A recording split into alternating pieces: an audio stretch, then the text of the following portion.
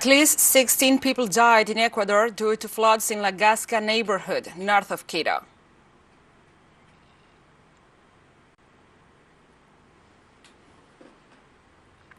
And the violence spiral continues in Colombia. The murders of another 2 Pizza cards signers were denounced on Monday. The Malian government expelled the French ambassador Joël Major on Monday after Paris criticized the government's current management of transitional affairs in the African nation.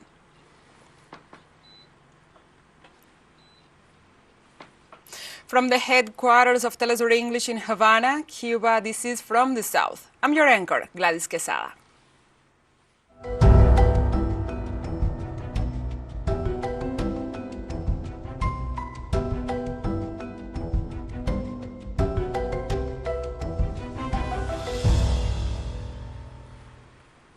Now we begin with the news. In Ecuador, on Monday, at least 16 people died due to floods in La Gasca neighborhood, north of Quito.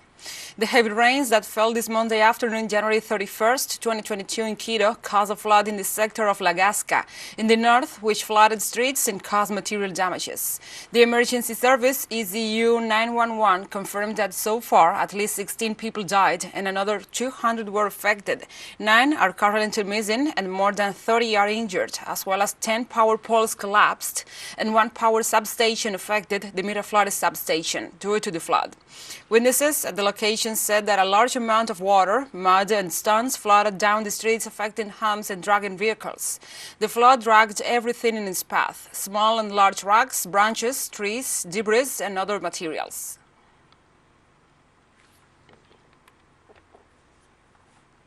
In recent hours, authorities reported that the heavy rains also affected the electric power service. Quito Electric Company confirmed that heavy rains caused the disconnection of the Miraflores substation, leaving sectors near La Basilica Mejia School, America Avenue, San Juan, Miraflores without service. The ECU 911 also said that personnel from the fire body, the Red Cross, the Ministry of Public Health, the National Police, and the Municipal Traffic Authority were mobilized to attend to the emergency. 2 rescue units, 4 ambulances, 4 patrol cars, 1 GOE unit, 1 GIR unit, 10 motorcycles were also mobilized.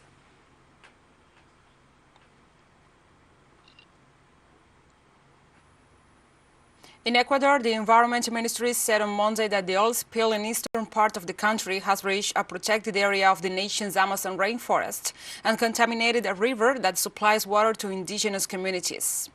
Neither the government nor the OZP Ecuador has quantified the extent of the spill, but the environmental authority has described it as a major pollution event, even though OZP Ecuador reported that it managed to collect most of the oil that spilled last Friday after the rupture of its pipe in a mountainous area of the Ecuadorian Amazon.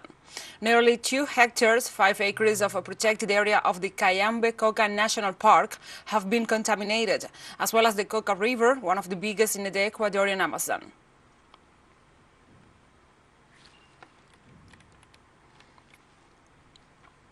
Heavy rains in Dominican Republic were reported due to a cold front in the country's northwest. Local media informed that at least 1 person died as a result of the weather conditions. The Civil Defense of the Santiago province informed that the victim, identified as Manuel Ascona, was crushed by a tree that fell because of the rains. This prompted an interruption of traffic for several hours between Santiago and the municipality of Sabana Iglesia. The downpour also affected the electrical grid, which was countered with a swift deployment of a brigade from the electrical corporation in the area. The Center of the Emergency Operations said that over 370 houses sustained damages, whereas 1,875 people are being taken to the secure locations. Meanwhile, all means of communications are shut down in at least 2 communities. We're being struck by a frontal system that is causing heavy rains in the northern part of the country. 1 person died yesterday due to a tree that fell in the Sabana Iglesia municipality. We managed to recover the person's body after the civil defense, the army, the police, and local authorities intervened there. The Peruvian government announced the cease of all Spanish company Repsol's operations in the country after the oil spill in the coasts of Ventanilla on January 15th.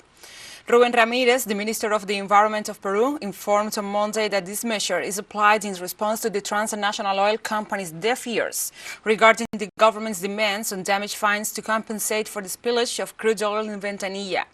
The authorities said that the cease of Repsol's activities will be affected for as long as the corporation continues to avoid its responsibilities, also asking it to offer in return technical guarantees to prevent similar disasters. Repsol has not made public any interest in participating in the cleanup activities prompted by its own negligence.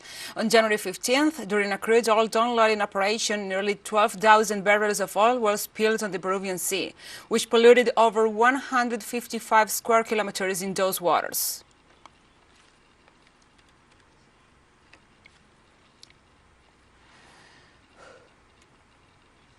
In Haiti, the heavy rains associated with a frontal system of cold winds since last Sunday left 13 municipalities flooded and more than 800 homes affected.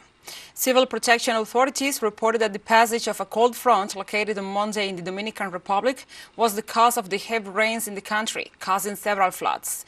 The Department of the North, some neighborhoods near the riverbed of the Haut Cap are flooded. Meanwhile, in the region of Anzavu, more than 160 houses were flooded, another 310 in Nips, and 153 in Barders, according to the partial assessment of the authorities.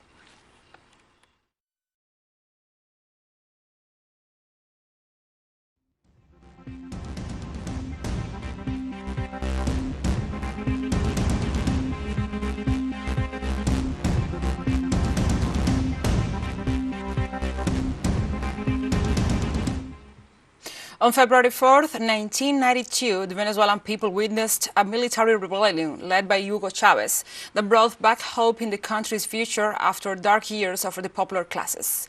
The impact of Chavez's uprising 30 years after the events is brought to you by Leonel Retamal in a series of stories. And the image still echo in Venezuela. Compañeros, lamentablemente, por ahora, los objetivos que nos planteamos no fueron logrados en la ciudad capital. Es decir, nosotros acá en Caracas no logramos controlar el poder. The chief of the military uprising of February 4th, 1992 wasn't still a key player in the political chessboard, but his words and face were recorded forever in the Venezuelan popular imagery.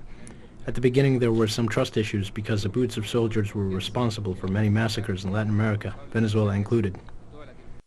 Capitalism in Venezuela has had two ways of ruling over the people. One is with the classic military dictatorship, like the ones of Juan Vicente Gomez and Marcos Pérez Jiménez. That runs out of luck with the events of January 1958, when the liberal representative regime was imposed, and that was the case for 40 years. But by February 1989, the popular rebellion managed to pull the brakes on the neoliberal policies that the ruling class and foreign interests were trying to force on the country. With that, they were through. The cat was out of the bag. It was public knowledge that it was not a system with popular support.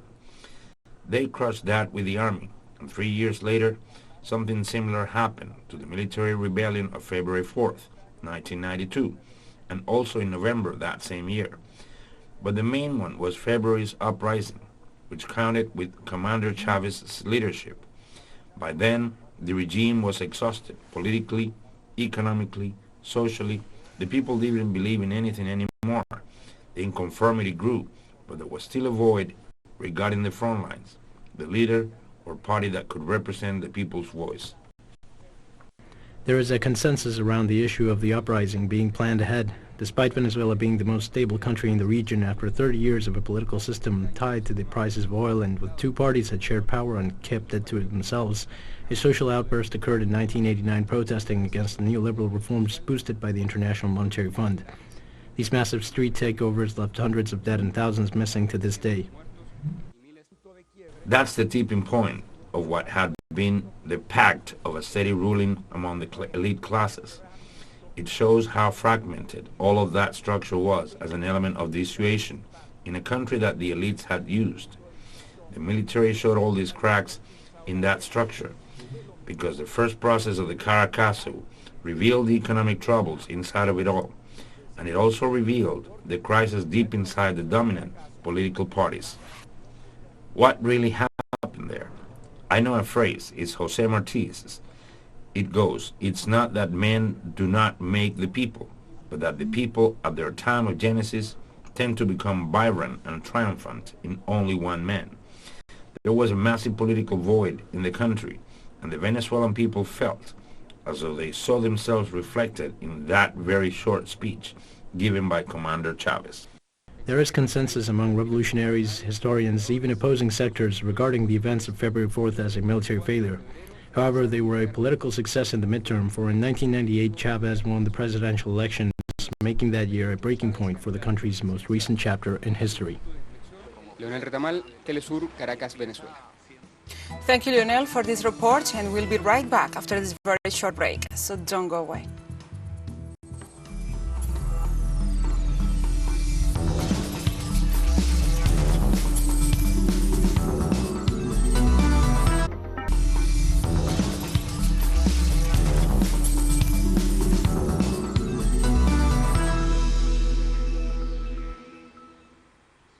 Welcome back. The violence spiral continues in Colombia. The murders of another 2 peace accord signers were denounced on Monday. The Institute for Peace and Development in the past informed that one of the acts took place in the Magdalena department. The victim was John Jairo Villar Vargas, who was a member of the Presidential Reinsertion Program, a project created as a result of the peace accords. The other event took place in Caquera. The peace signer Leonardo Martinez Muñoz was also actively engaged in a reinsertion program at the time of his murder. With these killings, the count adds up to 3 signatories who have been violently murdered in 2022, for a sum total of 322 gruesome murders since the signing of the peace accords. Also, on a related note, the number of massacres in January 2022 are double that of those in the first month of the previous year.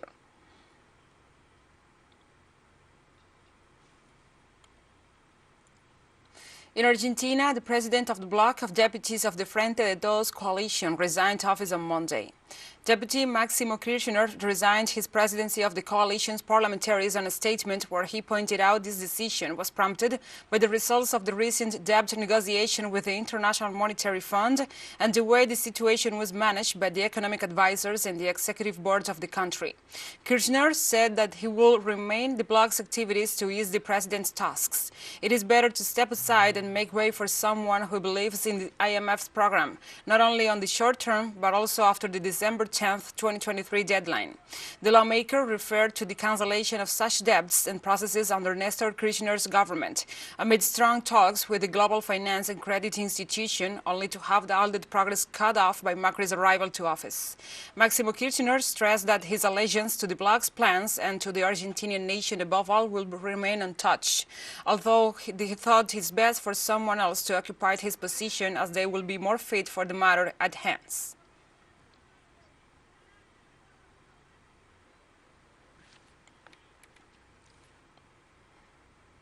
The president of Honduras, Xiomara Castro, announced on Monday that she will send a decree to the National Congress to make way for reforms in the electrical industry, one of the promises she made during her swearing-in. With this action, the head of state seeks to aid over 1 million Honduran families who live in conditions of poverty. On her official Twitter account, President Xiomara Castro informed as follows. The decree to reform the general law of the electrical industry is underway, so 1,335,000 impoverished families can benefit from free energy. I will send it today for its approval in the National Congress. End of quote.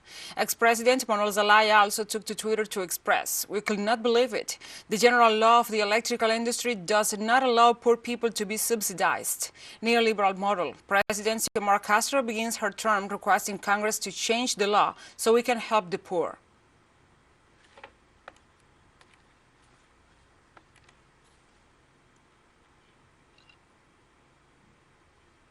And as part of the elections provided for in the Montana Agreement, members of the National Transitional Council in Haiti elected the president and the prime minister of the 2-year transitional government, which the signatories of this political agreement hope to put in place. Fritz Alphonse Jean has been elected as the president of the possible transitional government, accompanied by former parliamentarian Stephen Benoit as prime minister. Organizers explained that Repsol John was elected with 25 votes against 15 votes in favor of Edgar LeBlanc Fields. The signatories of the civil society agreement have expressed their intention to install the new government on February 7th, despite the refusal of the Prime Minister Ariel Henry, for whom there is no legal way to install a legitimate president without holding elections.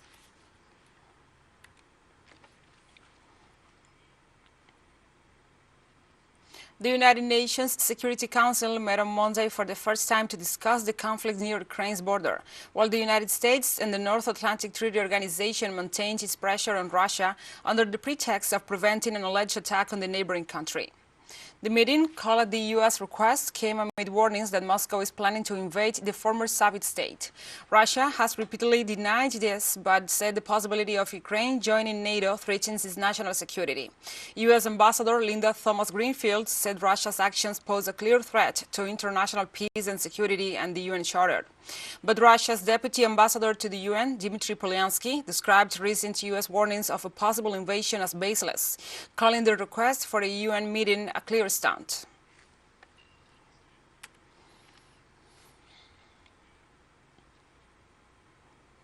Former President Donald Trump admitted on Sunday night that he wanted former Vice President Mike Pence to overturn the 2020 election when the Vice President chaired the joint session of Congress to certify the Electoral College vote count on January 6.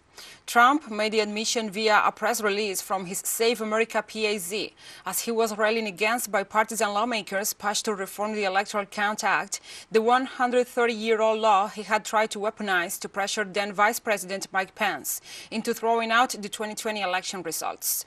Trump even lamented that Pence did not follow his commands, saying the former VP had the power to do so. At the same rally, Trump also promised to pardon all the January 6 rioters if re-elected president.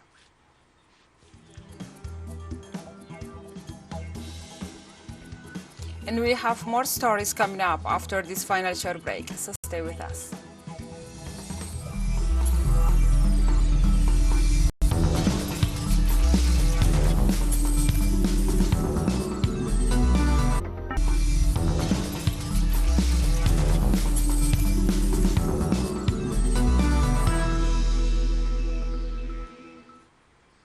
Welcome back. The Malian government expelled the French ambassador Joël Meyer on Monday after Paris criticized the government's current management of transitional affairs in the African nation. Malian authorities gave Meyer a 72-hour deadline to abandon the country after considering, and we quote, hostile and dangerous, unquote, the recent declarations of France's foreign ministry. The text highlights that the statements are adverse to the development of friendly ties between the two countries. Likewise, Mali insisted on its willingness to maintain talks and seek cooperation with all of its international partners, including France, through mutual respect and on the basis of non-intervention in internal affairs.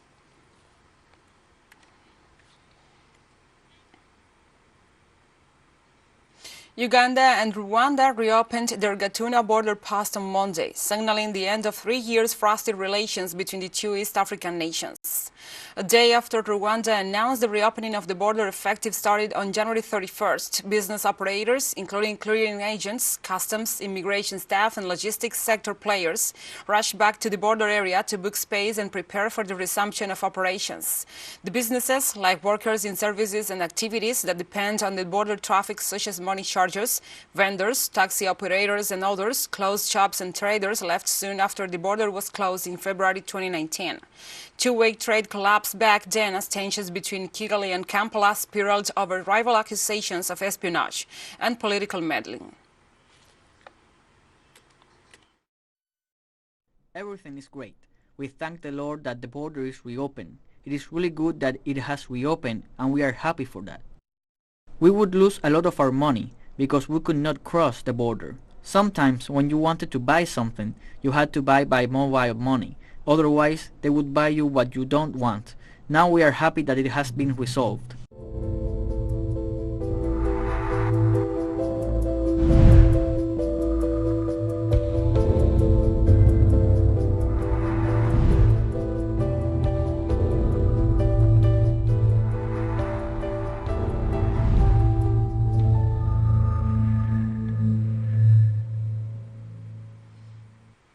Now we address other topics. Ecuador ended January with around 180,000 COVID-19 infections, about 25% of all the accumulated and officially registered cases in the country.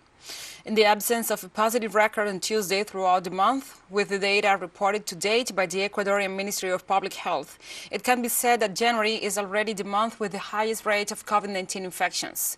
The cities that have experienced a greater incidence of cases highlights Guayaquil, which went from 55,000 positive to 90,000 positive historical, which translates into a 62% increase in cases this January.